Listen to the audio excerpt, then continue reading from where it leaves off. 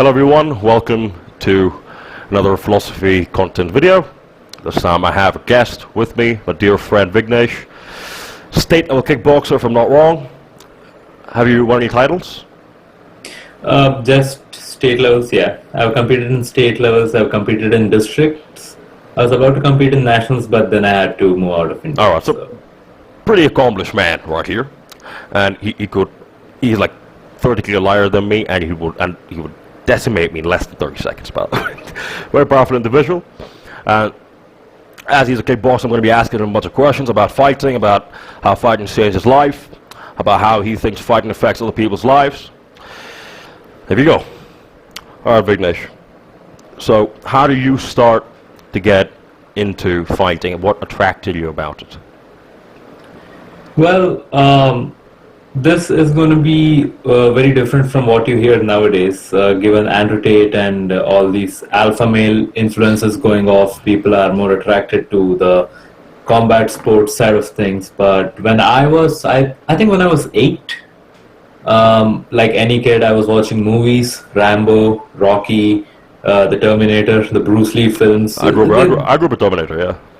Exactly. So they were a big part of my life, and it just so happened that where I used to live, like right next door, there was a karate instructor, and my mom suggested that, if you like this, give it a shot. I was like, why not? I took a friend with me, and yeah, best decision I've ever made. That's lovely. What do you think usually tends to attract people to fighting? I'm sorry? What do you think usually tends to attract people to combat sports? Tends to attract people to combat sports. It can be a multitude of reasons. Some people might realize that they have a natural acumen to it, and I'm not saying that they just like to fight.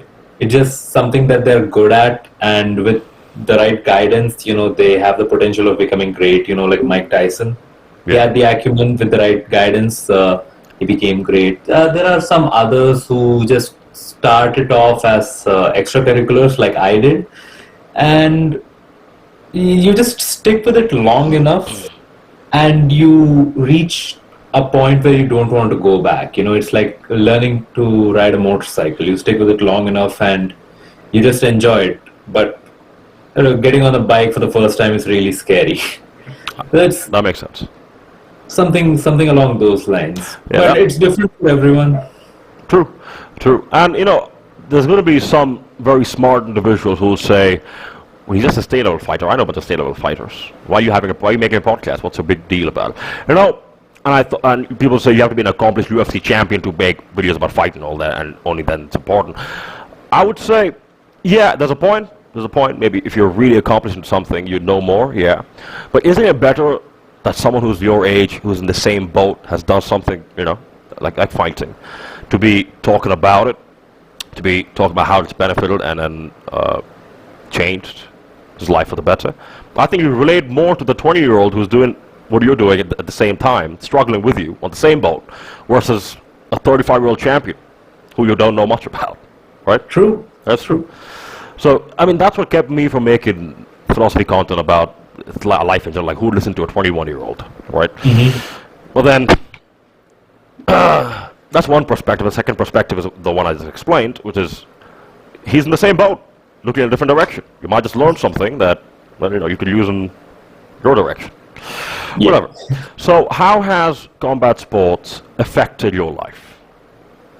Positive, negative, everything. Okay, so obviously the positives it has... overall, and then mainly psychology. Overall and mainly. So overall, it has been a positive change, because before combat sports, I was the typical video gamer child. Yeah, me too. I was skinny. Me too. I was short. Yeah. I had no confidence. I had social anxiety, and you have this feeling that, especially when you're going to school or like a public place where you are not the strongest or the most intimidating looking individual. Makes sense. And you see someone else who's like a sports who is into sports or something, they're big, they're brawny, and you just feel like people are out to get you. Now I don't know if that happens to everyone who watches this, but for me it was. And because of that feeling, I used to have this like inflated sense of superiority, where I used to think that I was invincible. But after I got into fighting, and especially in the recent years, 2019, 2020 to 24, in those years, I realized that, I'm not really invincible, but, that superiority went away, which is good. I'm not condescending anymore. You are human. You can die. It's something like that. Yeah. You're human. You can Yeah. die. So I just, That's what the skull on the Punisher's armor says, by the way. It's a Romanian skull for warriors to not lose their sense of morality. And you're human. You can die. So they don't yeah. get too much to their heads. Which that's interesting. And speaking psychologically, I'll give you just, I'll give you some idea for psychology. yeah. For example, how has it changed your view on long-term sadness or depression, as people call it? Oh yeah, I just figured out, when you're in a combat sport, when you're training for something, say a competition, say to learn a new trick or something, or to win, even the simplest, winning a sparring match against your gym buddy, you have a purpose to look forward to, and with that, you just don't care much about being depressed. Like nowadays, it's a flex to be depressed. You see it everywhere on social media. Everyone's like, "Oh, I'm depressed." Everyone's talking about the issues and trauma dumping. But when it's not just fighting, anything, weightlifting or building a career, anything which gives you a direction, it makes you not think much about depression as a thing. And I feel like that is a cure. The more you give depression the hold over you, the more sadder you feel, because the more you think about it, the more things you see about it, it affects your mental psyche in that sense. True, and I think it affects your focus, which is very important in fighting. You need a very long attention span to fight. Nah. Those 5 minutes, they go by really fast. Yeah. Now, see, what I mean by long attention span is it'll feel long. It's not long. It'll feel very long. Yeah. 5 minutes of someone throwing punches at you does not feel short. Yeah. Right. And what I'm saying is that punches are going to come your way. The cross is going to come your way despite your emotional state. Despite your focus or you're sad, right? And I think it's better to be focused than sad. Because they hurt the same. They're going to hurt the same. Except when you're focused and not depressed, you can do have something. a chance Yeah, of you can not do being something. bad. Exactly. Either you move out of the way or whatever. Just, You can't counter slip, punch. Exactly. Yeah. counters. You can't, whatever. You can do something about it. That's the depression. Before fighting, was it difficult for you to handle depression?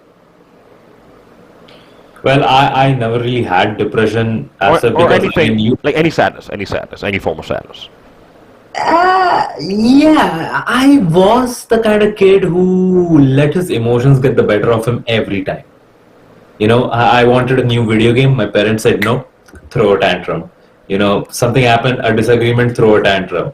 But now I don't credit this mental fortitude and stoicism just to combat sports. I feel like with growing up and continuing with combat sports along with that, it teaches you that that life isn't that bad, because when you get punched in the face and you return without a bruised nose, you have a lot to be thankful for.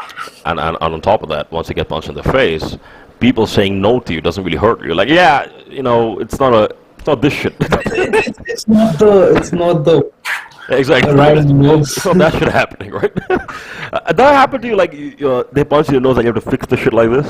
That ever happened to you? Oh, no, luckily not yet. Oh, no. Not yet. That is painful. And I have a big nose. I think it's gonna happen. So I have a big ass nose. Yeah, you keep fighting, it's gonna happen, right? Yeah. Right, but would you say that, as you said, you don't attribute all of your gained mental fortitude and resilience to a negative emotion to fighting? However, would you say fight training in general, would be the fastest way to attain it as a man or as a person? Yes. Would be the fastest Yes. way. Okay. Yeah, any other sport tests you like fighting. I think No. fighting tests you the most. Exactly, because the training regimen for, say, a sport like basketball or football, and I'm not shitting on any of these sports, by the way.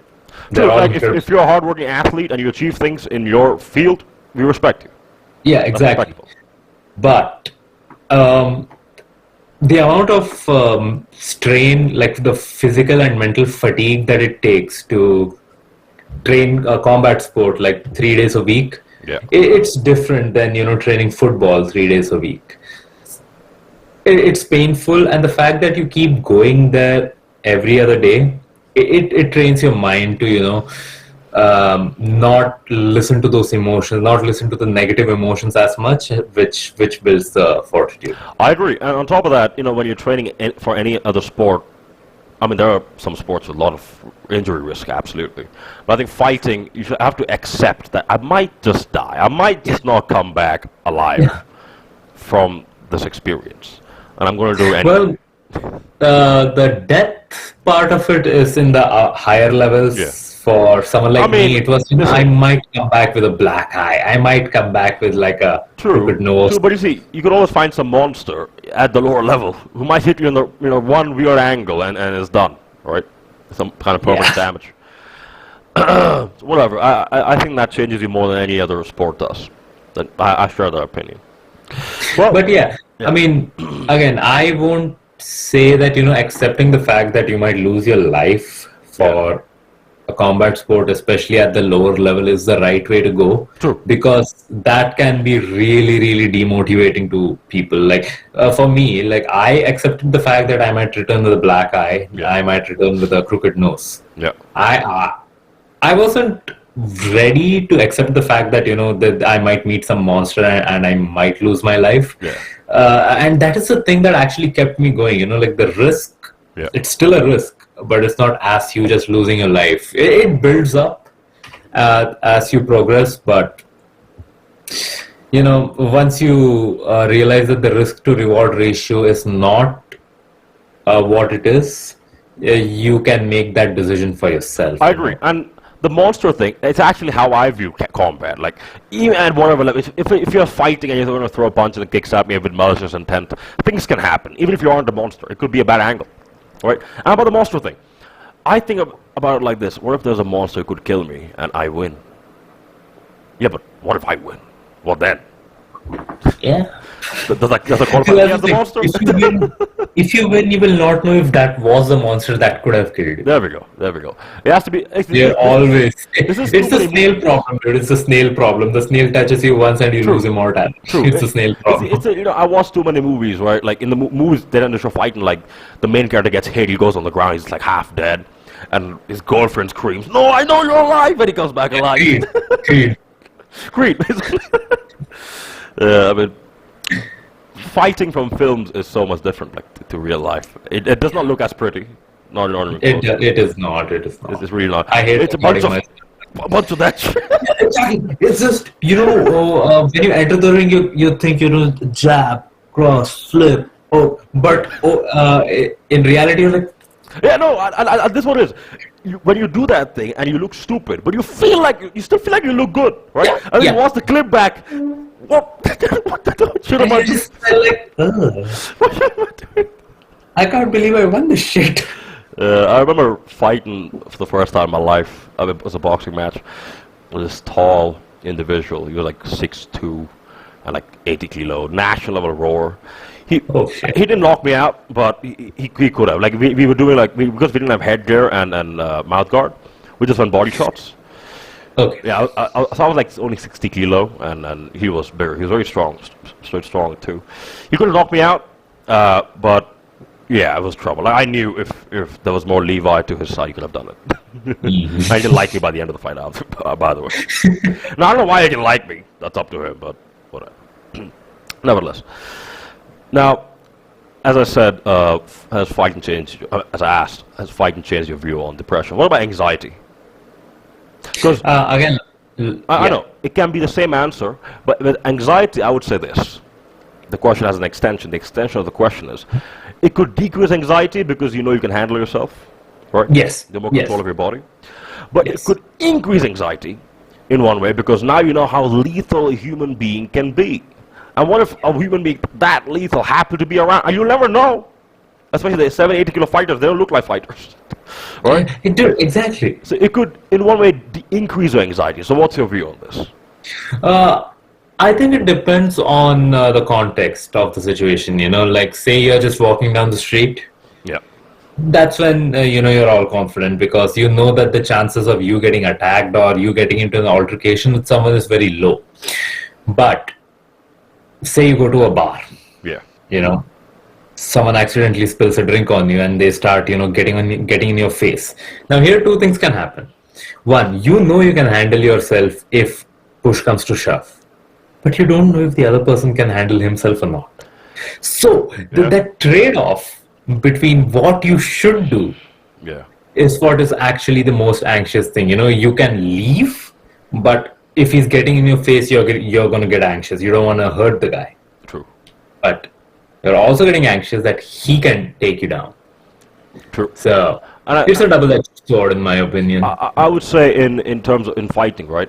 Or any combat sport, any sport you play, competitive. It's better to think about what you can do versus what can happen to you. Yeah. Like what can happen to you should be a thought process months before the actual event, and you strategize against it. And by the end of it, what you should be thinking about the most is what you can do. Because in 2 weeks, I'm competing in states arm wrestling. Right? I've stopped thinking about what other people can do to me. I'm thinking about what can I do to other people. Exactly. That's all I'm thinking about. Like I've been walking out of my room delusional. I feel like with the way, like you said, stop thinking about what can happen to you like months before the thing actually happens. You get to prepare for all the worst case scenarios months in advance. And when you're like, you're what, 2 months or 2 weeks? 2 weeks out. 2 weeks out. 2 weeks out. You're 2 weeks out. Now I think this is the point where your brain starts to come up with the most creative ways that you can lose or that you might, tear your arm off. Yeah. See, my fear is this. Like someone does this. Exactly. That's my fear. So, in those times, it's just, there's no point worrying, when you're this close. True, because if you're going to be worried, so worry has to lead to a consequence. Consequence is not compete, which is the most. Okay, wait 1 second. This has to go on YouTube. Which is the most non-straight thing you can do, right? Non-straight thing you can do is that. Is not compete because you're worried about losing. That's the worst. So, but if you think positively, like what can I do to other people? What can I do to him? And how can I win? That leads to a consequence of excitement to compete, which means which is me competing with more heart. Because right now I walk around my room completely delusional with songs playing in my head. I've already won. In my head, I've already won. Hey, dude, yeah, exactly. I used to do the same thing. I'm going around my room and music playing. Yeah, I've won. I'm standing on that step, 1, 2, 3. The podium thingy. Podium, yeah, I called podium, but I forgot. The three-thing podium. Yeah, exactly. I'm starting at number 1 with the medal hanging on like here. Get that Dragging like the... Exactly. Getting that tough picture. That shit. I imagine all that. But I think that gives him the best chance of winning. I think that gives him the best chance of winning. Whatever. Let's move on to the next question. What changes has combat sports, or training for combat sports, has made to your judgment of people? Like, did you judge people differently before you learn how to fight, or you get the question? Yeah. Yeah. Okay, so what was it before, and how has it changed? So before it used to be on okay, this is going to sound like not connected to the question at all, but before I learned how to fight, it was more driven by envy about the other person, and with that envy of the other person led to me just wanting to be better than them, but it was like a downward spiral. I see someone better than me, I get envious of them, and then I'm like, oh man, why am I not like them? When you say better than me, you mean like in any realm? Anything, dude. In anything, like now, yeah, like suppose the guy is taller than me. Yeah. I'm 5'11". Yeah. The guy I'm envious of is 6'1". I'm like, oh man, why am I not like that? Something like that. But after I learned how to fight, I realized one thing: not many people do this. True. Yeah, and so it puts me in a subset with very little people, Yeah. and that kind of, it's allowed me to not be envious of other people and think of it in that way. Okay, this guy is 6'1", but dude, I know how to fight. He probably doesn't. Yeah. So Yeah. I am better than him Yeah, at it's some. like you think he's tall, he can pick things up off of high aisles. But can Of you? the Yeah, but can you go 5 minutes on the heavy bag? I don't think so. I don't think you're gonna fight on the heavy bag. And How's the because, footwork? Whatever. exactly, questions like that, and because combat sports is that one sport that I actually excelled at. Like, I was horrible at football. I was Yeah. horrible at cricket, basketball. Didn't even try. But combat sports was that that one sport that it turns out you're good at. You finally find your mojo, and you're like, yeah, man, I love this sport. I'm good at it. He probably isn't. Why am I envious of him? True. True. I think the most ultimate form of competition between men is combat. It's nothing else. It's nothing else. Yeah. Because if two basketball players really don't like each other, they don't play basketball. They'll go, okay, we're gonna have a boxing match. Or some kind of, or wrestling match, whatever. Even wrestlers, some matches tend to turn into boxing matches. You've seen those videos, right? Have you not seen those videos? No. Oh yeah, so there's a bunch of wrestling matches tend to turn into boxing matches once in a while. Really? Yeah, they do. You should watch the wrestling. Holy shit, I gotta watch that. What's some wrestling? There's so many times where it's turned into a boxing match. Like, you know how you grab the other person and you end up slapping the other person? Oh, yeah. Yeah, so it gets a bit heated sometimes, and they both slap, cat fight. Oh, gotcha. That should happen a bunch. So even wrestling, which is the closest to combat, which is not fully combat, whatever, even that, people need to strike. It ends up with two men throwing hands. Yeah, and, exactly. Do something. Exactly. So that's how it changed. I stopped looking at people with like a sense of envy. yeah, And, I look at them, and now, again, I have matured enough to know that there are some things I am good at that they are not good at. yeah, And the same goes for them. true. So I appreciate them. If they play guitar, they play basketball, good for you. I know how to fight, good for me. Exactly. And the Shake thing- hands, walk on with it. Yeah, you're right. And the thing is, fighting is the ultimate richness of life, to a degree. Like, who's richer? Who has more money? Or if you put him and you in a room, who comes out alive? Right?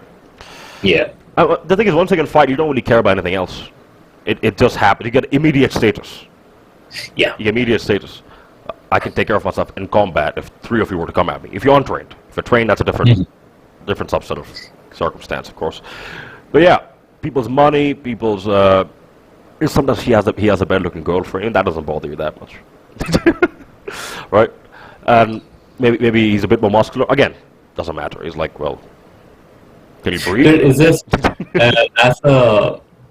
as a combat sports person, I have been in situations where like someone else's prettier girlfriend, someone else's bigger muscles, they don't matter, dude. I just want to come out alive. Yeah. I just want to come out without bruises on my face. Yeah. And listen, this is how usually men size each other up. It's like, well, are you stronger than me? Are you richer than me? Is your girlfriend better looking than mine? That's usually how men tend to size each other up. But I think what men care about the most in the end is fighting. Yeah, can I kick your ass? Yeah, because the thing is, once you get a fighting ability, even if someone's richer than you, like, I come out alive out of that room for it. Yeah. True, that's true. So that's how I say in your judgment of people. It made you less self-conscious to a degree, and less, Yes. to a degree, less competitive. You don't think about it too much. Like Exactly. Less self-conscious, less competitive, and more accepting at this point. True, makes sense. Okay, this is going to make you think. We're getting into the more deeper questions now. Mm-hmm. In combat sports, you have to get comfortable hurting someone physically for simply the sake of proving yourself or a title, whatever, right? Now, you don't actually have malice for the other person. You don't hate the other person. You don't know he's your opponent or your enemy most of the times. Yeah. And you have to get really comfortable with getting close to, ending his life, I would say. Again. Or hurting him terribly. You could give him some permanent damage. You have to get very comfortable with doing that. So you think that affects the morality of a certain person? You think that makes them more comfortable taking someone's life, like if they had to? Okay, that is a good question. How does it affect the morality? Because hurting someone physically is just wrong, I mean, on paper. Yeah, it is wrong. It's just wrong, right? But here you're learning how to do it, and you have to do it. On top of that, at times you tend to enjoy doing it. So does that make a person a worse person to be around? No, I don't think so. Okay. Because any sport, you are only involved in it as long as you are in the domain, in the environment. You don't see a basketball player carrying around a basketball when he's just, going for groceries or something like that. So the sport stays within the environment, and every sportsman knows this. As soon as you get in that environment, there's a shift in you. Who you are outside and who you are inside is totally different. So I don't think that the morality of a person is affected by his ability to or his comfort with hurting someone else for glory.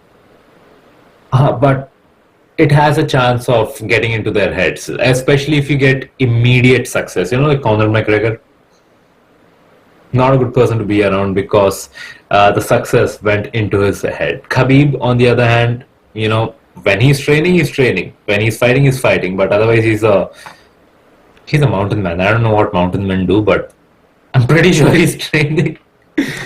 Yeah, again, I mean, Conor, Khabib, I don't know too much about their lives because I don't watch too much UFC either. I know a little bit of drama here and there, but I haven't watched a long format podcast of It's Conor just or Khabib. why I'm mentioning Conor and Khabib. I might be biased over here, but I think I saw some news articles where Conor just punches like a senior guy, probably 40 or 50-year-old guy in the face in a pub. Yeah. So you don't do that shit, man. You don't do that no matter how good you are at hurting people. You don't do that. True. I mean, you don't hear news about Khabib having done that.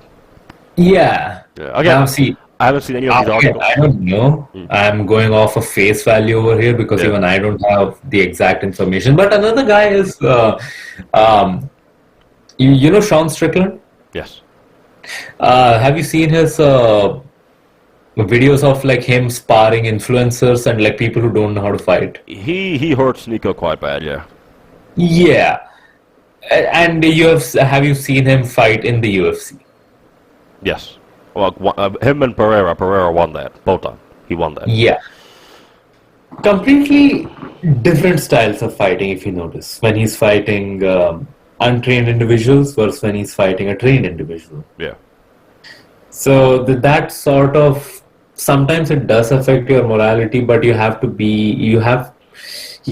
a lot of pent-up anger. Right. Sean Strickland. He had a troubled childhood. He has a lot of pent-up anger, which he takes out on influencers. But I don't think, if I'm comfortable, me personally, just because I can hurt someone in the ring, I enjoy it. Especially when I land a good few punches to the face or a kick to the face, I enjoy it. But after the bell rings, I'm making sure that they're okay. So I don't think it affects the morality that much. Well, yeah. So from you, what I take is... It's not a good answer, but yeah. So I think from you, if I had to make it into a conclusion, I would go, it depends on the person. If you let it get to your head. Yeah. Let it get to your head. So if a fight, if a fight stays to sport in the ring, and the moment the bell goes off and it's back to, okay, you're my opponent now, you're another athlete, that's fine. But if that gives growth or birth to a vendetta, that's when it starts getting against your head. Right. Makes sense. And with fighting, there's a high probability of returning into vendetta because it's not a game you're losing. It's in the wild, he could have killed you. Yeah. someone knocks you out. Oh yeah, that's the next question, by the way. We'll get to that later. Failure. Let's talk about failure. Mm-hmm. So, failure in most realms, again in all sports and academics, I think it feels a bit different to failure in fighting. It's like losing a fight or getting knocked out. How does that feel? Your perspective, and how do you think the general man feels? Like failure in fighting Yeah. versus failure in other realm. No. Failure in fighting, getting knocked out or losing a fight. That circumstance. And like, how does it feel? Yeah.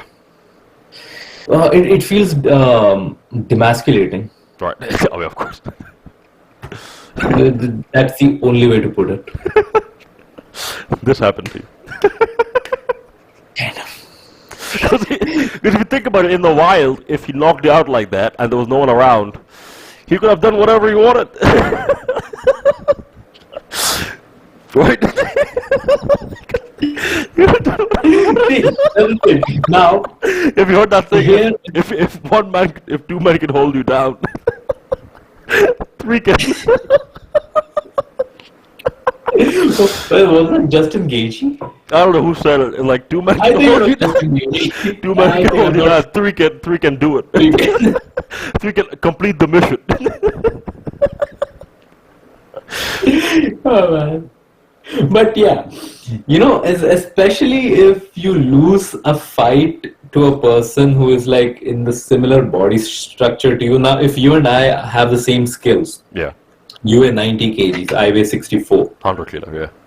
Yeah. So yeah, if I lose a fight to you, it still feels bad. Yeah. But you already knew like the stakes were against. True. It's like I'm 70 kilo. He's 100. Like 30 kilo weight difference. Right, too much. Yeah, but if it's like me and someone else who has the same body shape as me, same weight, and I lose to him, and like I'm getting like ragdolled by him. On top of that, these fights tend to get recorded, and it happens in front of a bunch of people. There's a good chance if like you bring your like 4-month girlfriend to watch one of your fights, and this happens to you, there's a very high chance she says some shit like, I'm not looking for too much, right? You're like a really good friend to me, Yeah, that can happen. So, if you're a fighter and you're thinking about taking a girlfriend to your fight, listen, no, if you lose, there's a high You lose chance. more than the fight. Yeah, you're losing more than just a fight. It's better to not take her, friend. Unless you're completely confident. Honestly, it's better to not take anyone. Like, imagine I bring you to a fight and I lose in front of you. I understand, of course. But I get the emotion. I get the emotion you're talking about. Yeah, I mean, see, you are someone who is entering the combat sports realm yourself, you understand, but someone who doesn't. Yeah, there's like, Vinesh is weak. Exactly. Yeah, and So it's a lot better. I think it's just better to, go to these events alone. true. Be the lone wolf, sigma male. And just, pray to God no one is recording you. True. And again, I understand why a woman would leave a man because, again, that wild scenario. It's like if this was in the wild, he could have done whatever he wanted. Yeah. It's just primal for them to go towards a better fighter. So, man, I understand. Because back in the day, that's how you claim status. Basic survival instincts, dude. Basic survival instincts. As I said, yeah. So to a degree, as horrible as it sounds, it makes sense, right? That's the law. That's That's the the law law. of nature. That's the law, yeah. I don't write the rules, I just follow them. True, you have to work with them. You want to or not, whatever. So, what do you think causes failure in combat? Either losing by points or getting knocked out. What do you think causes it? The usual cause. Oh, like losing a fight? Yeah. What do you think causes it? What mistake do you think most people make? So this is where a lot of people think, it's like you didn't train enough, you didn't eat enough. But me personally, what I have noticed is, now suppose you and me are in a fight. Okay. All right, we are moving around. You're like checking me out. I'm checking you out. And now in my mind, I start thinking, when this guy throws a jab, I'm going to slip, I'm going to hook, I'm going to front kick. And I start orchestrating my next moves consciously, that's when I lose. Oh, so when Yeah. you are paying attention and actively strategizing, that's when you lose. Yes. Because see, in a fight, you see, people don't realize how fast a punch comes at you. It does. So when you strategize actively, like the fight is going on, and you and the opponent, you're moving around, and you start to actively strategize. What you're doing is you are letting your entire fight plan rely on what the other person is going to do. And that judgment of what the other person is going to do is not going to be 100% correct every time. The first two strikes you might have gotten spot on, but there's so many other things to do. So the probability of you being able to rely on your orchestrated plan is really low. Like I'll tell you, some of the fights in which I just went, I don't want to say mindless, like I was focused, but I wasn't thinking. I don't know how to explain it, but empty minds where there's nothing going on, but you're still paying attention to whatever is happening. Yeah, that's called survival mode. Your brain goes survival mode. You're completely reliant on instinct. That's what you're talking about, right? Yeah. So instinct paired with good training is like a recipe to success. I understand. To put that in better words, our ability as humans, our greatest ability is being adaptive. Yeah. We can adapt really fast. Yeah, adaptive. Being adaptive, that's the word. Really fast. And if you're actively thinking, the other person can tell you're thinking, by the way. Yeah. Because if you had the time to think about 3 punches, he also had the time to think about 3 punches. Exactly. And he made 2 mistakes that you might have punished him on, fine, but his brain can also adapt. His brain can also adapt. What if he adapts better than yours? So, according to you, most failure in fighting is caused mostly psychologically. It's not anything outside of it. Yeah, see, the training depends on it. The fight skills is also a big thing. But given everything else is constant, given everything else is constant, if you're orchestrating actively, you're going to lose. You have to adapt. Like now, see, I'm a kickboxer. Like the amount of attacks that I have compared to a Muay Thai or an MMA fighter is really limited. Yeah. But if it's an MMA bout, he can take me down. He can. There's a whole bunch of. He's more dynamic. He's more dynamic than you can. Yeah, it's a more dynamic sport, so you cannot orchestrate for so many possibilities. It clouds your mind, and this. The more you think, the more you get tired physically. True. Overthinking, basically. I agree. Thinking burns energy. Yeah. And it takes time. Even people with the fastest reaction times, you have to think slow at some point. You can't think fast for the entire 25 minutes of match. It's impossible. So I think you would suggest that the thinking, the strategizing in the fight should happen on the 30-second break when you get mid-round. Like 1 minute break. That's when you think about shit to do, and then you go in there. It's mostly survival mode. Let your brain take over. Right. But I think so. Yeah. It's instead of thinking 5 steps ahead, just think 2 steps. Right. Just think if he jabs, you're gonna do 2 things. That's it. What you're going to do, don't think that. Yeah. If he does 1, I'm gonna do 3. Think in that way. The opportunities open up, dude. Your subconscious brain knows that it's supposed to survive. It automatically finds all the openings you need, and your body just adapts. As I said, the human mind knows more than you think. Yeah. Even a dumb individual, his mind still works. He doesn't know how to use it. Mind still works. Human mind is a lovely place where you can get insanely powerful out of nowhere, or you can get insanely weak. Yeah. So you blame more on psychology about as a general reason why people mess up fights. Yes. Okay. Because I have seen it. I have seen some of these people in these competitions, Yeah. they look really tough. They look big. They're strong.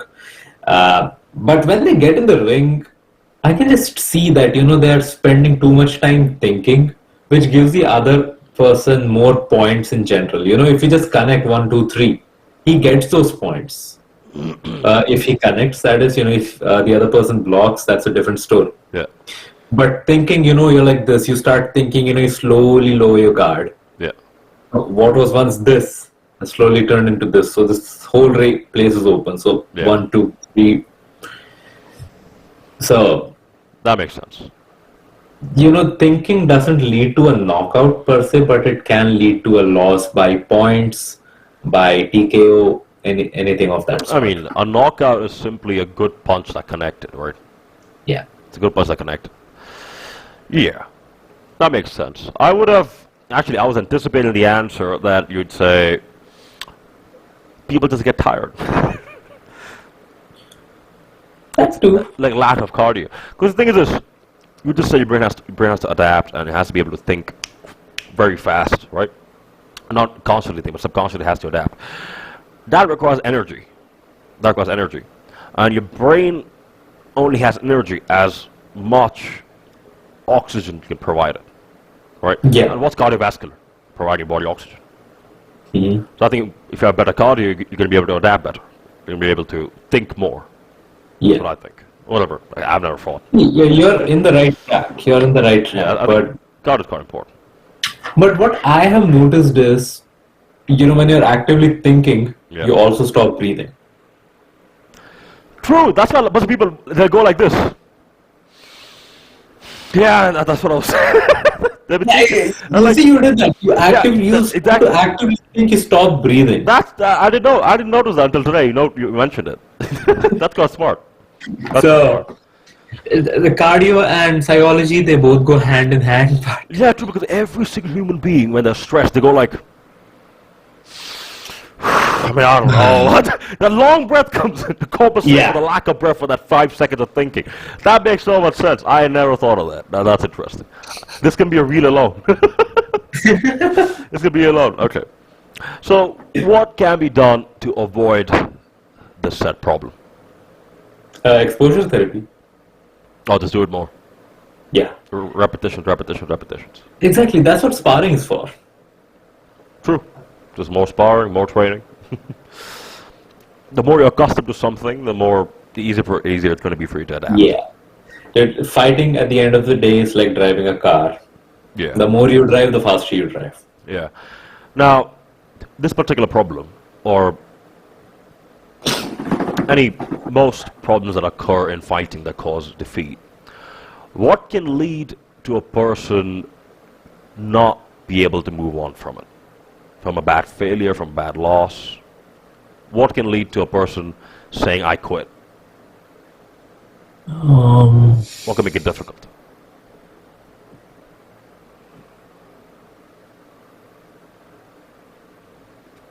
I think it will be something again to do with the psyche. Yes. You know how there are some people who do good in school.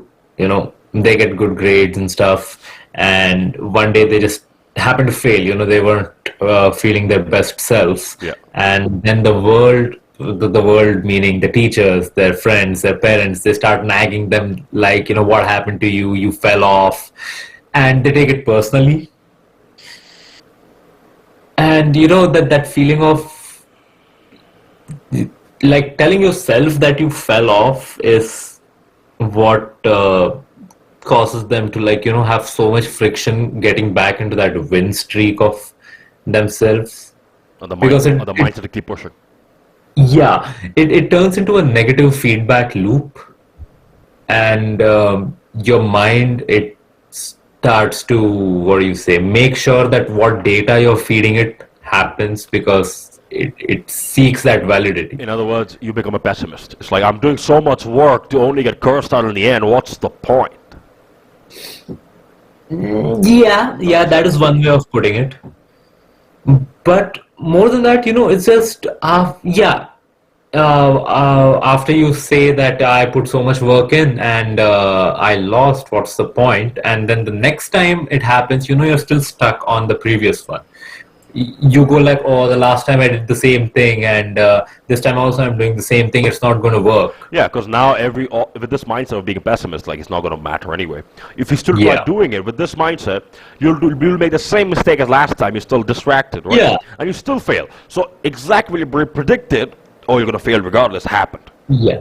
And then it just it becomes cemented in your mind that if you do this, you're going to fail. So Yeah. you just end up not doing it. It turns into a very deadly negative feedback loop.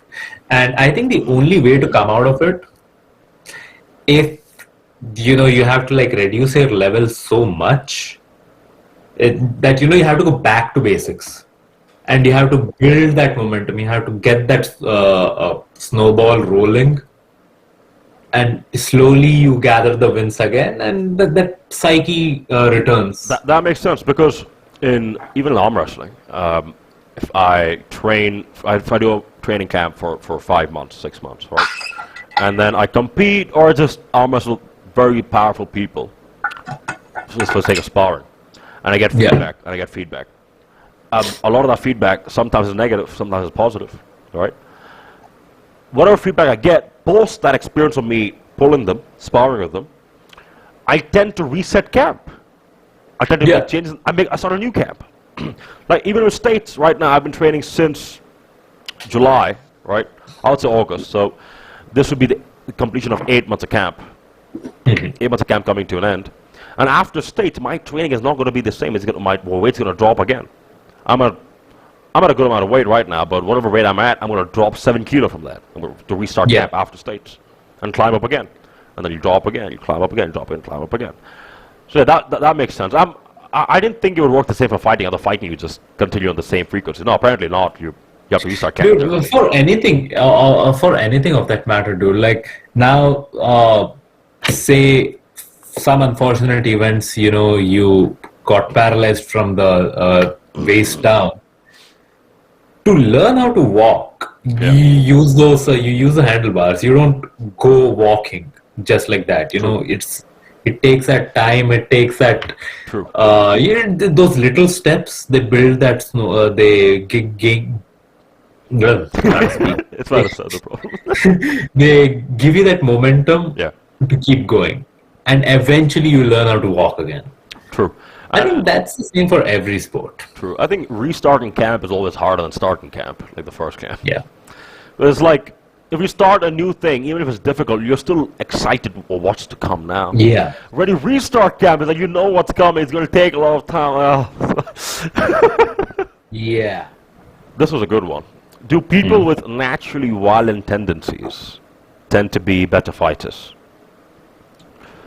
Or, in other words, I could extend it to, do people who naturally enjoy hurting people, do they end up being better fighters versus people who don't enjoy hurting people? Okay, so I am going to change the word fighter to a mixed martial artist or a martial artist here. Okay. So, if you are a naturally violent person, if you have that, if you have the knack of enjoying violence, you will be a better fighter. Yes, on the street fights, yes, you will get into a lot more fights than the other person. But as a martial artist, probably not. You'll be better as a martial artist. Yeah, see, because in martial arts, as a martial artist, as a fighter who is a martial artist, there's a lot of things that make a good fighter. It's not just the knack of hurting the other person, it's also learning how to hurt the other person. Yeah. It's the practice, it's the patience, it's so many things, so many things that makes a martial artist a great fighter. But for a fighter, he doesn't need all that. Okay. For a street fight, you don't need martial arts skills. Yeah. You just need to be okay hurting the other person. So, I understand. I see. I understand. So, again, I think it's a perspective thing. So, one perspective is yours, that you believe. If you just enjoy hurting someone, you're not going to bother thinking about how to do it. You just Yeah, right? Right? But what if the exactly. person is truly sadistic? Like, I enjoy hurting people. I enjoy hurting this way, but I want to learn more, more ways. So one way could motivate you. One way could motivate you. I like hurting people. I want to learn as many ways as possible to hurt. Worse. What happens then? See, in that, if he then learns martial arts, Yeah. for example, I highly doubt he's going Basically, to use basically any of a hater learning how to hate better. that. Listen, listen. A hater may learn the most sophisticated English out there, Yeah, but then at the end of the day, on Instagram, he's going to say only one of two words. yeah. You know what those words are. I'm not going to say it out loud. Of course. I mean, just say that, cut it out. There's no problem. And it's for the Patreon page. That's for the Patreon page. Oh! I don't know Patreon, whatever. But yeah, I mean, I understand. I understand. So, But yeah, it's just, you know, it's a hater doesn't need the sophisticated stuff. He can have it in his inventory. True. He just won't bother using it. Oh, so you're saying even if the bad person at heart who learns multiple ways, he's sadistic, multiple ways, as many as he can to hurt people, he won't bother thinking about it even if he has them because he's enjoying making Yeah. that blood splatter everywhere. He's like Exactly. throwing away too much. That's something I did not. It's like, this was asking, a guy who likes to ride or drive fast, gonna learn how to be a F1 or a MotoGP racer. Of course not. Even if he does, at the end of the day, he's going to ride his own bike. It's a two-way street. I mean, one sense he won't, one sense he will, because if you don't like going fast, how will he ever, like, learn F1 anyway? Yeah. Right? Same in fight. If you don't, listen, even the best person, the most Christian, most religious individual who's a fighter, he enjoys it a little bit. It's there, because without it, you just can't.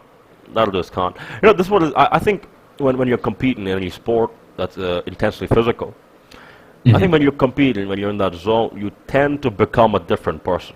I'm not being I'm not saying you're just schizophrenic, like the other person's name is, Vishal. There's Vignesh and the Vishal. There's evil Vignesh. I'm not saying that. yeah, I'm not saying that. What I'm saying is that there is a shift in behavior. There's a shift in the way you speak, in the way you think. Oh, yeah.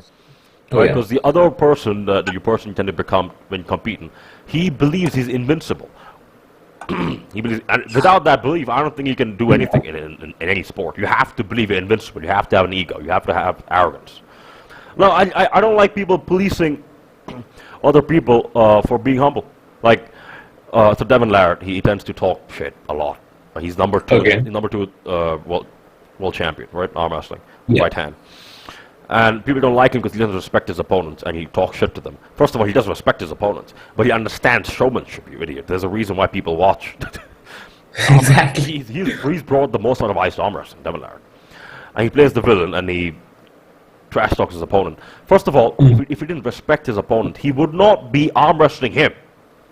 If I'm dedicating 4 months of my life to arm wrestle you, I respect you. Even if I'm calling you an idiot on your face, I'm calling you a cockroach on your face, I still respect you. If I didn't respect you, I would not train. I'm training because I'm scared I might lose. That's respect. Yeah, but I hate the moral policing when it comes to being humble. It's like, oh no, he should be humble. Why? Why? He can do things other people can't. Why should he be humble?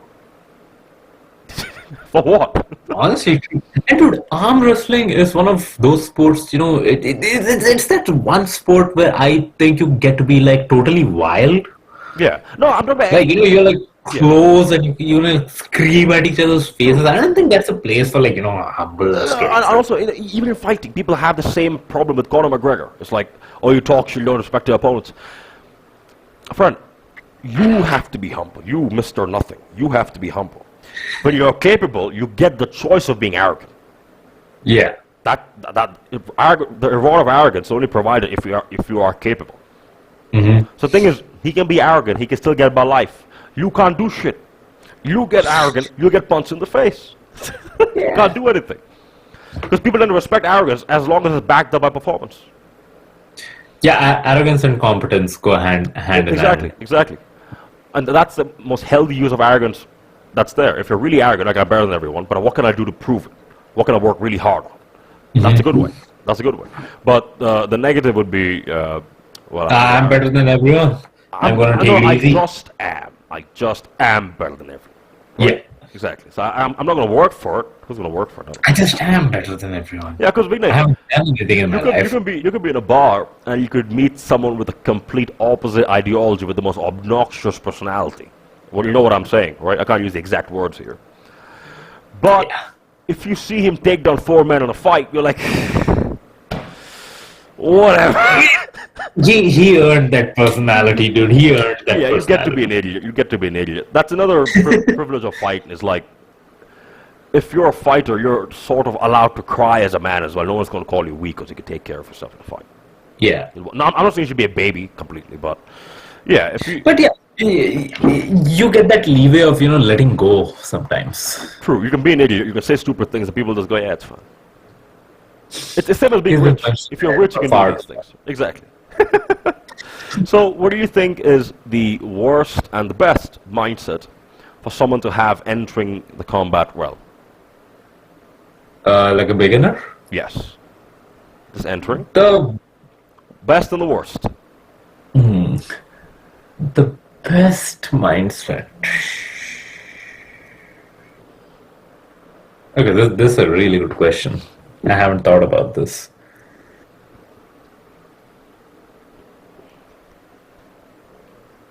It's just cold. The hot one, I think cold. Okay, so the best mindset that one can have entering the combat realm is just knowing that what he's about to do is really, really difficult. And the fact that he's still, taking the first step, Yeah. you should be proud of that. So I feel like that is the best mindset. The worst mindset is, the society has sullied combat sports as a sport. If you tell someone, especially in India, that, you're a kickboxer or you're a boxer or something, you get called uncivilized. So just, thinking that combat sports is an uncivilized sport and still entering into it, that's like the worst thing you can do. You damage your own self-image, and you also risk losing respect from other people. True. And calling combat sports uncivilized is about the most hypocritical thing humans can do, by the way. Because, okay, you're calling fighting uncivilized. You know what civilized What the is world? going on in the world right now? You know what civilized the world? Fighting. The risk of fighting, risk of violence keeps the world civilized. If you was in trouble, you'd call the police. You're just because you don't do violence yourself, you're still outsourcing it to someone else. So you still need it. We're uncivilized. Stop that shit. Dude, honestly. The oldest profession in the world is prostitution, right? Yeah. You know that. Yeah, the most important occupation in the world is combat sports. Yeah. It's the most important. In the end, violence runs everything. In the end. Dude, just take a look at what's happening right now. Countries are at war with each other. No, let's not go there. Let's not go there. Don't go political. Don't go political. We'll cut it off. Yeah. I don't know. I'll listen. I don't have to cut it off. We need to say it. But yeah, I want to stay away from the male-female dynamic in the political realm. I want to make content everyone can watch and you can have fun with. Right? Gotcha. My mistake. That's the best and the worst mindset for a beginner to have going into fight. Yeah, see, as a beginner, or I'll give you an even better mindset as a beginner. Just better. Okay, it's the best. Okay. Yeah. Just know that you stick with it long enough, you can do the fancy kicks that you saw on TV. Yeah. Do the work. Do the work. On camera, yes. In real life, no. Yeah, I mean, if you watch too many John Jones videos, you might try the spinning elbow. What do you call that? The spinning elbow. No, you go like this. He goes like a Back fist. back fist. Yeah, the spinning back fist. You Back- see him do that, and you watch videos of him setting it up and telling you how he sets it up. Yeah, you try to do Yeah, that as an amateur. I think it might just go sideways. let me tell you, one of the main things that actually got me started into kickboxing. Yeah.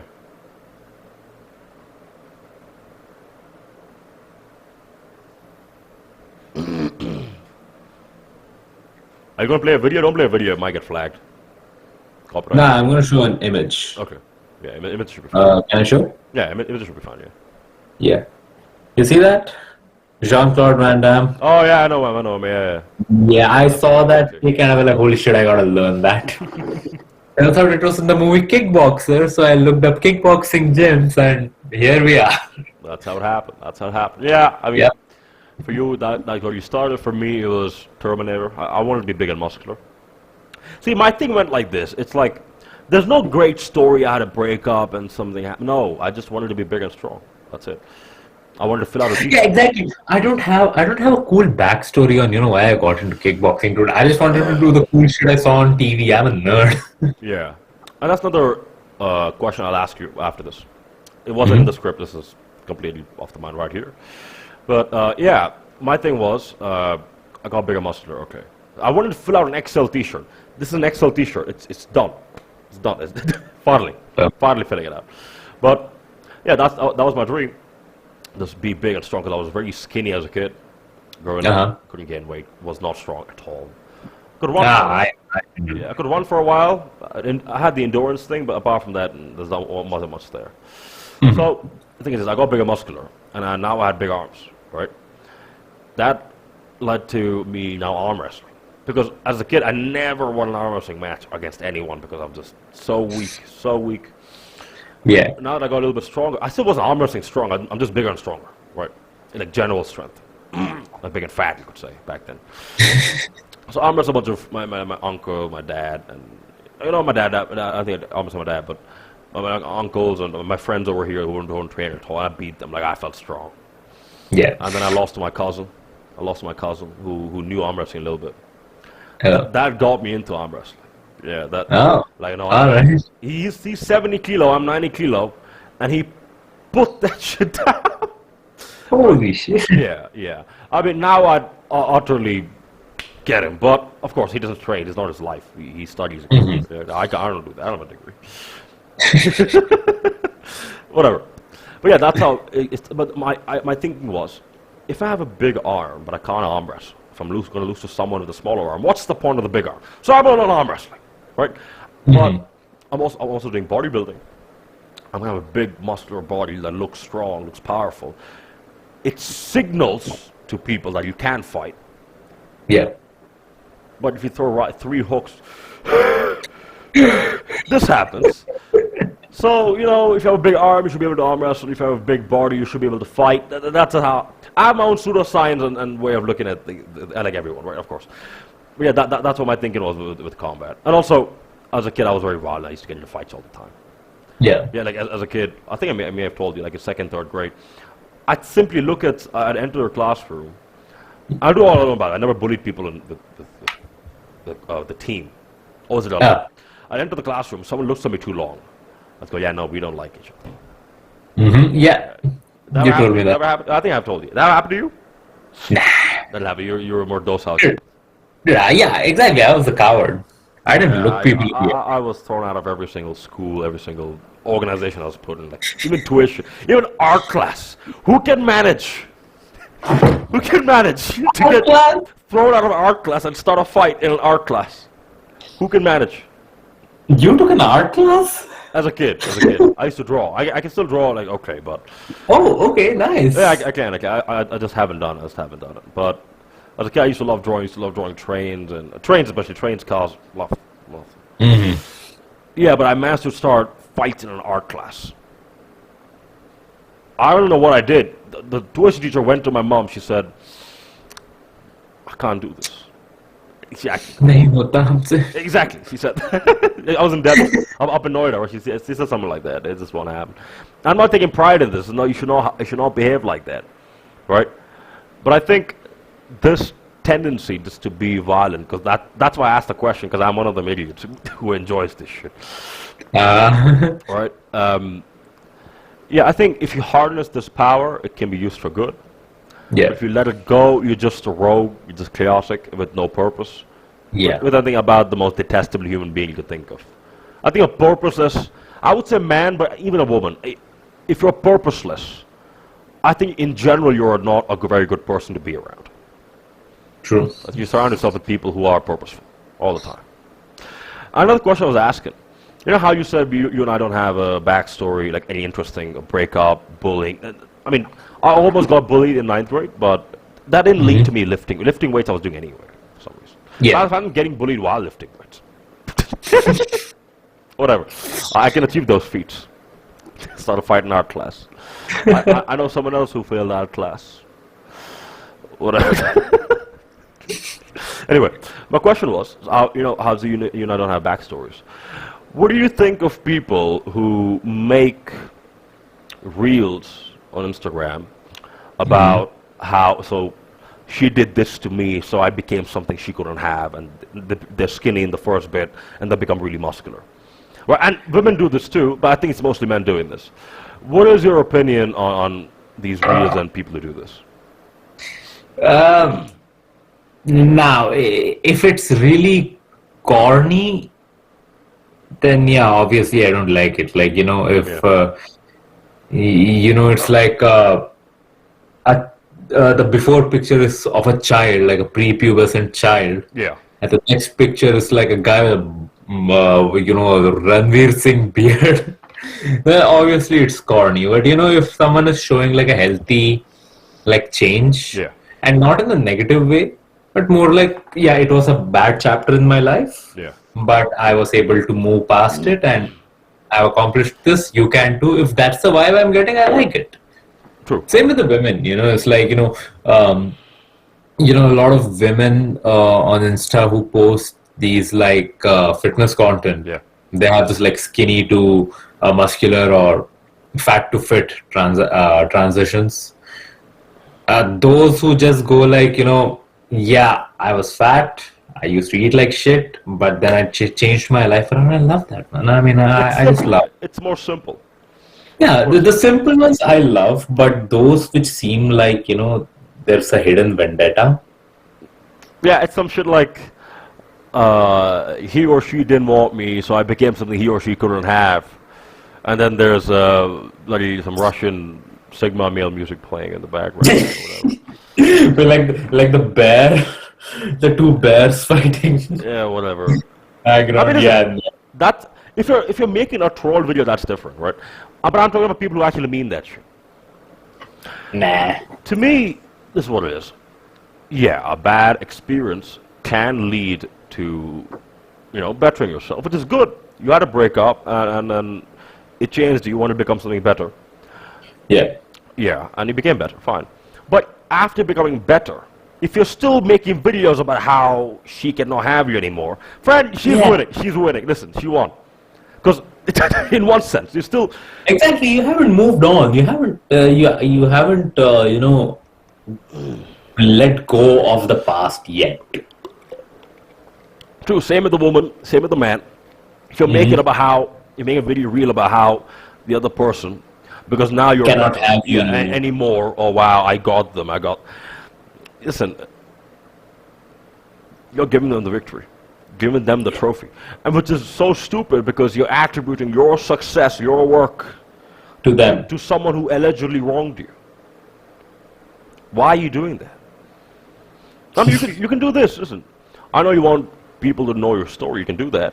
What you can do is make a transformation video. I was like this, and then this happens. The simple video you spoke about. And you can add some music to it. There's no problem. You can romanticize yourself. Right? I do that myself, of course. And then you can make another reel about how this chapter happened in your life, how you felt, and why it led you to get into weightlifting or any sort of training that you were doing, which people will respect. Yeah. Which people respect. Don't bother hating or showing love to someone, because they're both very close things. Hating and loving someone are very close things. That's what I think about these reels. Yeah, me too. And any of these reels that they have like this call out kind of a vibe to the other person. I just feel like the person posting it hasn't moved on, Yeah. and that he has so much like Hate. Yeah. hate And also, to if he's making reels like that, if she texted, guess who'd be on his way? exactly. Of the woman, right? If he texted, guess who'd be on the way? Guess who's on the way? Yeah. So yeah, this bottled up emotions are still there. Yeah. It's just Not that, not this little bit off track from the fighting video, of course, but we're doing everything. With figuring out the emotions and dealing with the person leaving you, right, which is usually the Yeah. problem. If you left the person, I don't think you cared that much. But if the person left you, you have to understand you are not entitled to that person anyway. They're their own person. They're their own responsibility. Anything that happens Yeah. in their life is not your responsibility. Stop blaming yourself. Stop viewing them as like my person. View them as their name. They, him, her, whatever. Right? That way it's easier to deal with this thing. Oh, that's what helped me. True. If it was a renounce video, that's not going to help me. What do you have to say to people who make excuses to not get into combat sports? Example, I don't have time, I don't see any value in it, too risky, too much risk. What do you say? You do you, man. You do you. Nothing more. Nothing more. Well, there's a gold mine here. It's going to require some lifting. And if you're not ready to do the lifting, I might fall on your leg as well, might break your leg. But Exactly. if you do it right, Yeah, it's like like you said, there's a gold mine here. Only you know about it. yeah. You tell the other person, "Hey man, here's a shovel. Let's get rich together." And they're like, too much time. More for me. Well, okay. Yeah, man, I offered. You didn't want it. Not my fault. Okay. And the best thing about fight training is that it stays with you. The Yeah. conditioning stays with you forever. Now, cardio can be hurt if you don't train for too long, yeah, but conditioning still stays. And conditioning is hard to get by cardio, by the way, if you're done conditioning work. It's like baseball bat, try hitting your arm, try hitting your right shin, we'll find out. Yeah, Dude, honestly, you're right. Like the conditioning and even the technique stays with you. Like it's been 2 years since I've trained properly. yeah, Like ever since I moved here to the US. yeah. And I sometimes I just try out some of the kicks that I learned, and I still have it in. It's there. It's there. Yeah, even after 2 years of pretty much zero practice. So you're right, but I don't know if I can swim anymore. I can't swim at all, by the way. Yeah, it's like you still have it. I mean, I don't think you'd jump into a professional setting right now if you had to, like directly into a professional fight. Would you do it? Sorry? You directly jump into a professional fight right now? No, of course. It's there. You have to still hone it a little bit. You have to still brush the thing. You have to Yeah. make it sharper, right? Whatever. That makes sense. But yeah, it stays with you and it never goes away. Never goes away. Like weightlifting, your muscle tends to go away. You can get it back But faster. muscle memory. Yeah, you can get it back faster than you did before. But it tends to go away faster than bloody fight training, the conditioning, and the cardio, or to a degree, tends to stay forever. Yeah. It's a one-time thing. You do it for 6 months once, and that's it. You have a edge over most people. Exactly. Because fight training makes you realize how unequipped the average man is for combat, Average man is, yeah. and how lethal a human being can be. So in one way, it increases and decreases your anxiety. Yeah. At the beginning. Yeah, exactly. Beginning of the thing, right? What's the best variation of combat for a street fight, and what's the most dangerous form of combat overall? The best form of combat for a street fight is yeah. run. Yeah, of course. But I'm talking in more like a self-defense scenario where you have to fight. Boxing. Boxing, you're one of them. Okay. Yeah. Boxing. Why do you think boxing? Because in a street fight, you obviously don't know how many people are with the person you're fighting. He might have one person behind him, and the two guys who are just standing behind you might be his friends. You take the guy down. Nothing is stopping these two guys from curb stomping you. You Boxing, biting your nose off, whatever. Yeah, exactly. In boxing, quick two punches.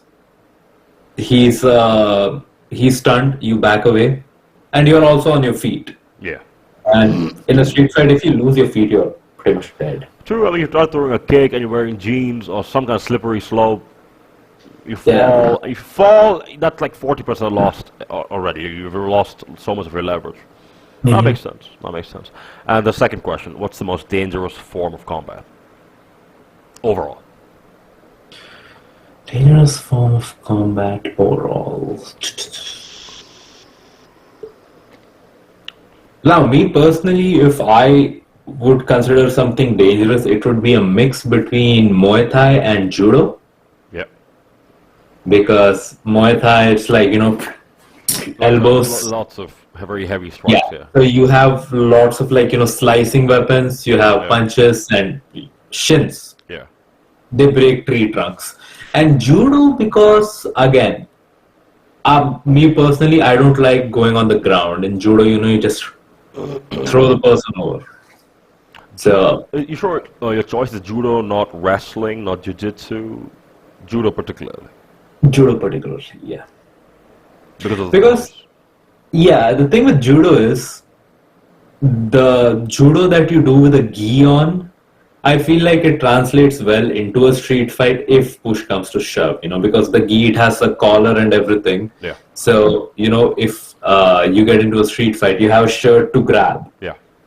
And again, throwing someone over the shoulder on concrete hurts a lot more than, pushing them down. Now, I know wrestling is a difficult sport and it also hurts, but me personally, I would rather have this is a terrible imitation of Judo, by the way. I've never practiced Judo. I would rather do this than take and this. Yeah, see, this is a prime podcast of two strikers talking about ground game. Yeah, exactly. Yeah, that makes sense. That makes sense. Judo. So if you had to make the perfect fighter out of two styles, it would be Muay Thai and Judo. Yeah. The most dangerous fighter you could have. So is this a hint? Is this a hint of you getting into Judo? Is this a hint of you getting into Judo? Yeah. Maybe it is. The second I get the chance. I mean, the last time we spoke, you did talk about how you wanted to get into more ground game. I mean, it's to have it. Yeah, I mean, see, ground game is good. The basics is enough, Yeah. But I feel like with Judo, it's more fun. Honestly, it's more fun throwing someone over your shoulder. You just want to learn that one move. You want to learn the one move. You go, coach, I paid 15,000. Oh, sorry, how many dollars do you pay for like a judo class? I have no idea. How much do you think approximate would it be like for a month? I think it would be like $400 a month. For a month? Yeah. Jesus. Yeah, why do you think I stopped training when I came here? Oh my word. Okay, whatever. Yeah, it's like, coach, I paid $400 for a month. What do you want to learn? Just this one. That's it. I'll go. Just this one. Just this. Just this. I'll give you $40. Yeah, and I think he'd probably look at you like a driving instructor talking to a newbie, and the newbie saying, I want to learn how to drift. True. You know that Call of Duty Ghost meme? Ah, yeah. Yeah, just like that shit, yeah. coach just staring at me like, coach, I just want to learn this. How to do that? First of all, he'd be confused. Like, what exactly do you mean? Is that? Then you show him a video. Oh, yeah. How much do you pay? 400. Pay like 2,000 more. It's gonna take a while. It's gonna take a while. Sorry, coach. I'm broke. I got 1 month. Just teach me whatever. Just 1 month. Just 1 month for my custom character creation. This would be a very fun content video idea. You pay for a month and you go to the coach overexcited, way too excited, like a kid. Coach, I want to learn this one. This what I learned. And see his reaction. That'll be a fun content idea. I think he'll kick you off the gym and pay you the money back. I think he'll pay you the money back. I don't think fight gyms care about money that much. They're there because they just want to do it. Yeah. You're paying because they have to run. Like, a fight gym, the more underground it is, the better. Yeah, the closer to being raw and uncomfortable. Yeah. That makes sense. If it's if the fight gym is all flashy, it's going to be the soccer mom kickboxing class. Yeah, it's too comfortable. Like air conditioner and Yeah. soft pads. Heavy bag's not that heavy. I understand, right? And the coach is nice to you when you mess up 10 out of the 50 kicks. Yeah. Yeah, it's not This the is same as fighting. weird.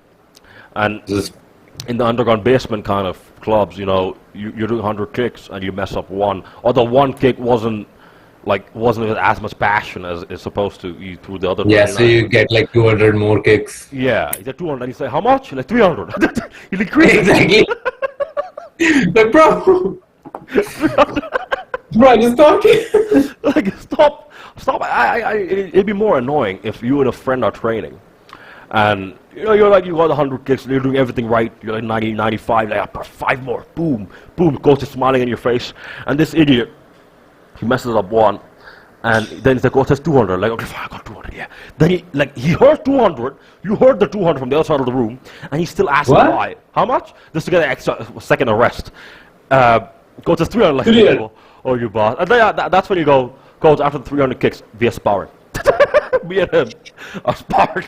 Yeah, man. Dude, I have been there so many times. This happened to Tate. That's where I got it from. Oh, Yeah, this happened to Tate. Like so this was like burpees. So doing like 100 burpees, and his boss was the coach. So like him and like 5, maybe 10, like 6 people used to train with him, with like a group, him, Tristan, and more people.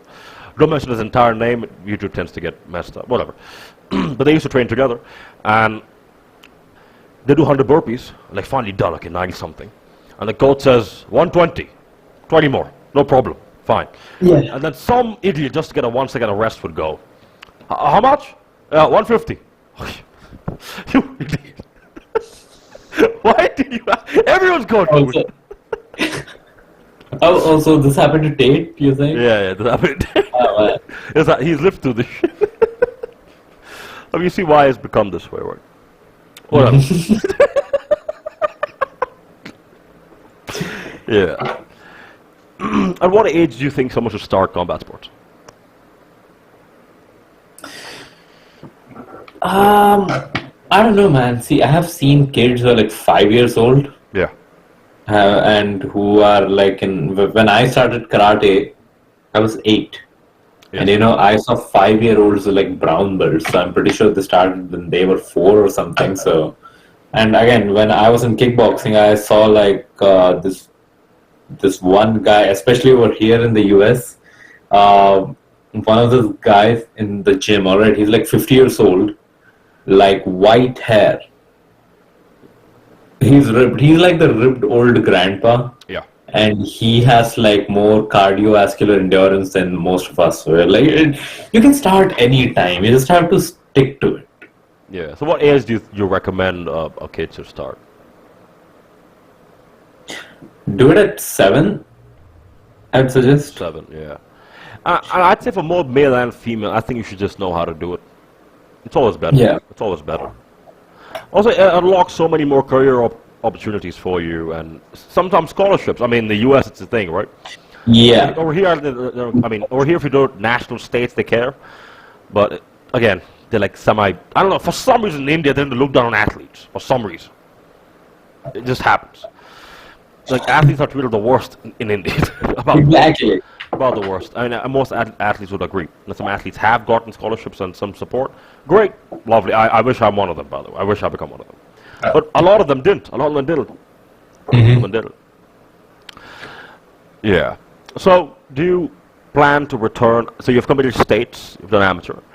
Do you plan to return to the realm? Yeah. At what age do you? I mean, this year, next year? The second I get my first paycheck. First paycheck. That's the only thing that's stopping me. Dude, I have told my parents the second I get a job, I'm not looking for a house. I'm not looking for a car.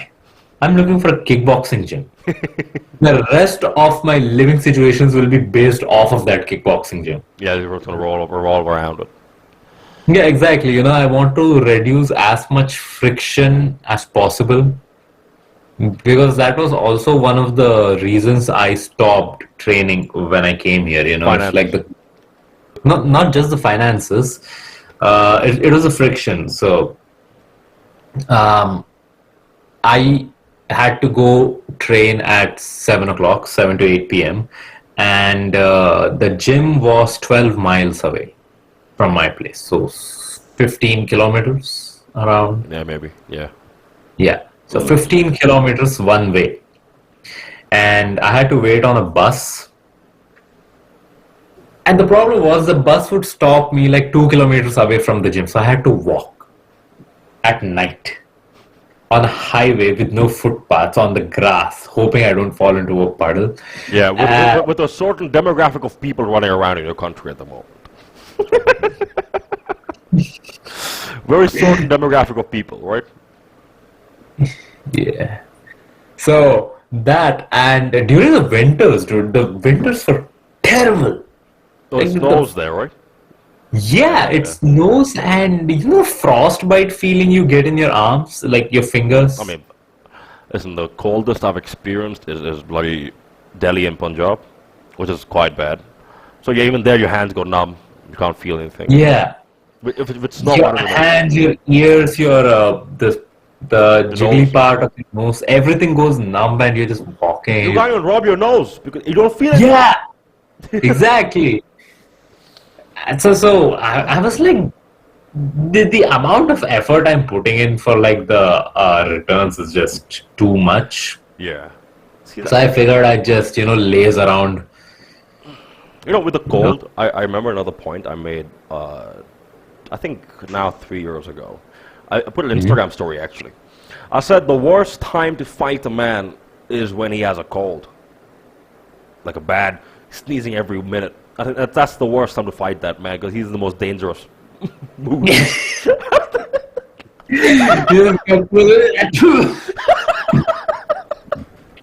Oh, my fault, bro.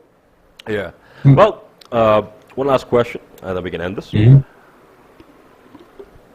Till date, what has been your hardest fight in the ring? And why? And what could you have done better? Okay, so it is actually my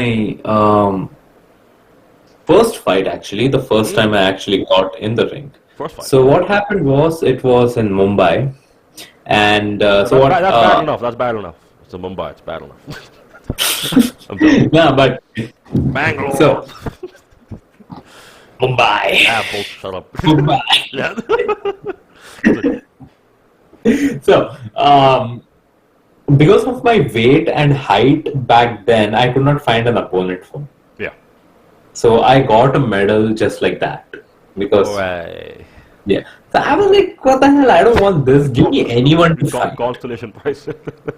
Yeah, exactly. I don't want a participation trophy. Give me anyone to fight. Yeah. So they bring out a taekwondo guy. Oh my word. And this guy, he's an orthodox stance, left leg dominant. Oh no. So all the kicks that I took to my face that day, they came from the left, and I could not see it because again we had those big, you know those head guards Yeah, yeah. that you have on. We And had it those covers on. your like this bit, right? Yeah, exactly. It's Peripheral like vision. it covers Your peripheral till vision, here, and I could not see those, but. It was, and even me, back then I did not have the fight IQ that I do now. yeah. Like, even though I knew he was a Taekwondo guy, Yeah. I kept my distance from him because that's my fighting style. If I have the fight IQ now, I would rush. You're an outfighter. Which yeah. Outfighter. Okay. So I didn't rush. I kept my distance. So, I just got like slapped in the face by his feet. And he won the fight, so I was like, could have done this better. Could have, whatever minute information you have, you could have used it to some advantage. Maybe I could have landed one or two hooks on him. Yeah. But Maybe gotten closer for once. yeah, 'Cause I but yeah, that's how. Yeah, if someone likes to maintain their distance, you get close to them, right? And if someone has to come up close, you stay far away from them. Yeah. I'm saying with arm wrestling, if someone loves the hook. I mean, I love those people who love the hook. Because my thing is a Just direct counter to that shit. Direct counter to that shit. It's like a counter fighter meeting an offensive fighter. It's like, oh, perfect. Perfect. yeah. You give me the music, I give you the rhythm. That's basically what it is, right? Basically. Yeah. I mean, the nightmare for a counter fighter is like a defensive fighter. Like, oh, what do I do? I looked at some person. That man does the defensive fighters do not punch, man. It's the most boring fights I can Yeah, and it's have. like you're 4 rounds in, and you're, and they're like, okay, now we're fighting. Yeah, no, no. You're like 4 rounds in, and we both are just like, No, you first. you're coming, I'm coming. All right, well, that is it for part 1 of this podcast. If there's part 2, there's a lot more we could talk about. There's a lot more we could talk about just with fighting. But I think this is good for part 1. There's more that can be done. It'll be done. How was your experience on this podcast? First of our podcast, first of our guest, Vignesh Anand, Kickboxer, state level. What do you have to say? Ending statements. First of all, thank you for inviting me on the podcast. I've been thinking of making a YouTube channel, and now I have no more excuses. I mean, the idea came from you. I just took. Yeah, exactly, man. Idea No, came I have from no you. more I'm like, oh, I can do excuses. this too. I made it. I'm like, okay. Let me just do it together. So, thank you, and yeah, I mean, I really enjoyed talking about something I'm passionate about. It's been a while. Oh yeah, oh yeah. Yeah. I mean, listen, we ever had so many more interesting phone calls that weren't recorded. Would have been so much funnier. But again, it'll end Yeah. up you in jail, me in jail. That's the problem. Some things are better not recorded. Yeah, see, we'll make an OnlyFans page where you can do the exclusive content. Rather, a family Hey, finding why? out my and Vignesh doing OnlyFans together. Like, whoa, whoa. It oh no, no, that sounds a lot more gay than it's supposed. Don't say the word. Sorry. Yeah, whatever. This what do you say? Not non-straight. Not non-straight. Non-straight. There we go. Yeah.